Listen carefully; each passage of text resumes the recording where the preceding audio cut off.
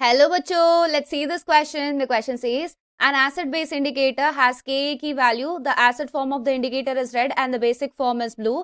The H plus required to change the indicator from 75% blue to 75% red. तो यहाँ पर हमें बतानी होगी H plus की concentration that is required. तो H plus indicator, the H indicator will dissociate into H plus plus indicator की minus.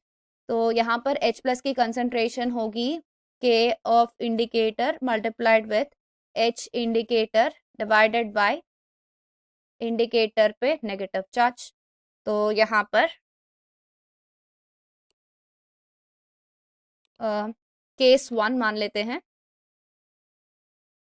that is when H plus 1 की concentration K is 3 into 10 power minus 5. So this will be multiplying with H indicator 0.75 percentage दी गई divided by the rest percent 0.25 होगी. तो इसे calculate करने पर हमें मिल जाएगा 9 इंटू 10 पावर माइनस 5.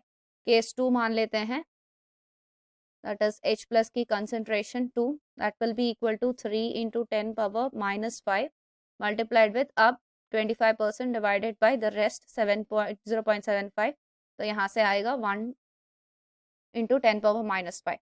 तो यहाँ पर चेंज इन H प्लस अगर कैलकुलेट करें, change in H plus would be equal to, so इन दोनों को सब्सट्रैक्ट करते हैं, 9 into 10 power minus 5 minus 1 into 10 power minus 5 that would be equal to 8 into 10 power minus 5 molar. So this is the change in concentration और change in H plus की concentration. That is option A is the correct answer. That is 8 into 10 power minus 5 molar. I hope you understand it well. All the best.